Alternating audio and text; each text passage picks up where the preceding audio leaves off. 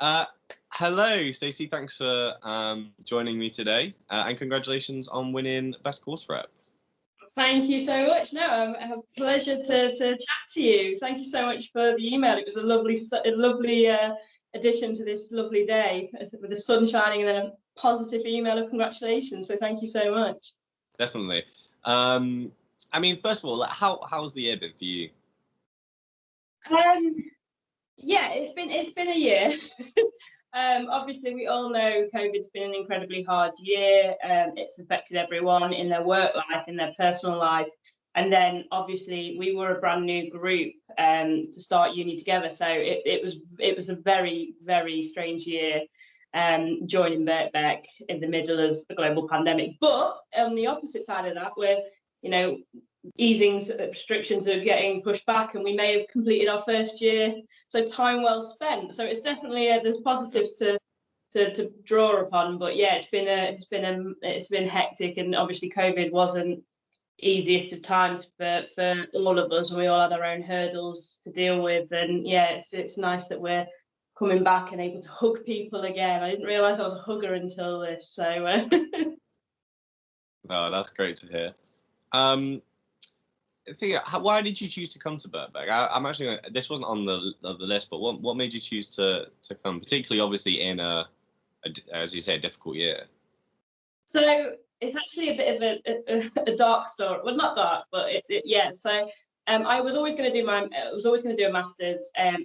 Masters, and I wanted to get the right sort of subject. And then for the last like 2-3 years, I thought, you know what, it's law. I've done a lot of work in the prisons and with reforming young people that are a bit more disadvantaged and gang affiliated. So I was like, actually, this is what I want to do. And I never got to go to my own graduation. I got a job straight away, so I got to my undergraduate. And one of the things that I always wanted to do was like, I'm going to do my master's graduation, and I'm going to have my family there. And my granddad actually got diagnosed with terminal cancer. And one of the last conversations, it rapidly deteriorated. And one of the last conversations, he says, what are you doing? You always change jobs. What are you doing? And I was like, this is the plan. This is the plan now. I'm going to do a master's. And he was like, oh, I don't want you to get into debt. And I went, no. I've actually found Birkbeck that uses the evenings. And my plan was to start it the year after, so start next year. But my granddad was like, no, do it now, send it off. And yeah, so I sent it off, and I actually applied with my granddad, and yeah, got in. And he actually passed away 2 days after I started, so he saw the whole process and was like really proud. And that's, yeah, I was delaying it another year, but he classically as the patriarch of the family, gave me the kick I needed. And yeah, I applied for this year. I'm really sorry to hear that, but it sounds like a wonderful story. Obviously, you're giving you that push and then seeing you apply and then go through the process together. I think that's really sweet. It's really nice. Okay, so then you arrived. What kind of pushed you then to become a course rep? My undergraduate was drama, so drama and education. So naturally, at any given, and I'm an only child, so people are strangers or friends I haven't met yet.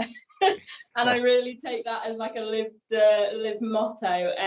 So yeah, so when it came to like sort of setting up like WhatsApp groups and seeing a few names, I'm quite a natural like thespian extrovert. So I was like, hey, I've seen you in 2 of my lectures. Can I message you? Can I send you an email? And just sort of branching out to sort of build up that support network. And also because I've been out of academia for so long, I had a bit of nerves. I was like, oh, I really need to get back into this. So I want like a peer support network for myself, selfish reasons. But then yeah, through just getting up some random team building, getting to know you. I had like drama games like, hey, even though it's virtual, we're doing 2 truths and a lie. What's your cheesiest dad joke? What's your funniest random fact? And so after that, then we had a bit of a WhatsApp group for the whole course, and everyone was like, please be course rep. And at that time I was like, no, I can't possibly, no. And then they were like, no, honestly, do it. So then I applied and then was in, and then sort of grabbed it by the reins and really took with it. No, that's perfect. You've kind of answered one of my other questions, and I really get that sense. Obviously, with the awards, we're really kind of emphasizing the kind of spirit of community, and particularly through all the virtual learning and stuff, there hasn't been as much of that kind of social aspect. So hearing you, my question was going to be, what's the magic formula to you behind being, the best course rep? Obviously, you've just won. Is it that kind of, you just bringing people together and trying your hardest to bridge that social divide? I think so. I think it's a facilitation skill, because the thing is, like I said quite a minute ago, it was a selfish reason of I knew I wasn't as ready, as fresh off the screen academically, so I wanted to get that support, and I needed people to help me with referencing again and what we're using to cite and what sources are out there. So I came at it from a little bit of a selfish thing. So I at no point thought I was I wasn't like, hey, I'm the fun one, everyone do what I'm saying. Like, it was just like, hey, this is a skill set I've got, I want to facilitate some cheesy dad jokes on a Thursday after the course for 15 minutes, who wants to come along, and just sort of facilitating that, and really like getting to know my course mates. And there is a lot of that. It's weird to sort of say I've only met, I think, 4 or 5 of them in person since the easing of restrictions, but I know full well that when I had a bit of nerves coming up to the exam, I was like, I've never done an exam before. What's it look like? And and I sort of text 1 or 2 people, and they're like, it's just sitting down, it's just essays, you can do it, And I had that support from people I've never met. Yeah. And just facilitating those conversations and just learning people's names, saving them straight away, and messaging people back and being like, oh, I don't know, let's find out together. Because a lot of people quite early on, due to COVID, was like, hey, what's the answers for X, Y, Z? I was like, I have no clue. But I'll send an email, I'll CC you in, I'll screenshot this, and we'll go through the process together, because we're classmates. Yeah. And all of us doing it together. It really sounded like, it sounds like you're all pulling kind of, I don't know what the phrase I'm going for, pulling together, I suppose is the phrase I was going for. That sounds great. Last one, and it's quite a simple one, kind of, what does the award mean to you? Like, what when you heard you were nominated, when you heard you'd won, what were your feelings? Well, I was really overwhelmed when I was nominated, because I was just like, someone's actually spent time in working full time, studying full time, and they've spent time going above and beyond and writing this email and sort of like trying to get the stuff that I just do naturally, because I want to do it naturally because I'm a people person. And just reading that someone has really valued that has really sort of really took me back. And then I was just I was just overwhelmed. I was super chuffed. I messaged the group. I was like, what are you? It's got this, it's done this, and it's so lovely. Thank you so much. And then to find out today, I was like, what? This is amazing, because it's just stuff that I would naturally do, and just stuff that had it been a different world, I'd have been the first to say, oh right, so there's an O'Neill's here, there's a Pizza and Express, shall we go?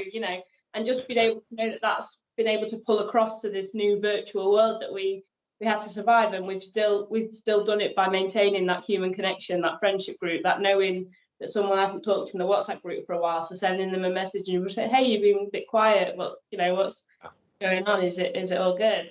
Yeah, I think that last point is really important, isn't it, in terms of not having that kind of face-to-face. It's a lot harder to track how people are, so those little check-ins are definitely so important. Well, great. I mean, that's everything from me. I mean, do you have anything else you wanted to say, or just thank you again, because obviously it's super anonymous, so I don't know who to thank, who to buy a pint for. Just thank you so much. The course has been brilliant, and we're I'm course rep across the part-time group and the full-time cohort, and both of which so warm, so welcoming. And I just can't wait to sort of see them all in October. It's going to be really, really exciting starting autumn term. No one ever looks forward to autumn, but I'm buzzed about it now. You'll have to root them out in the WhatsApp chat, like who's done this? Who nominated me?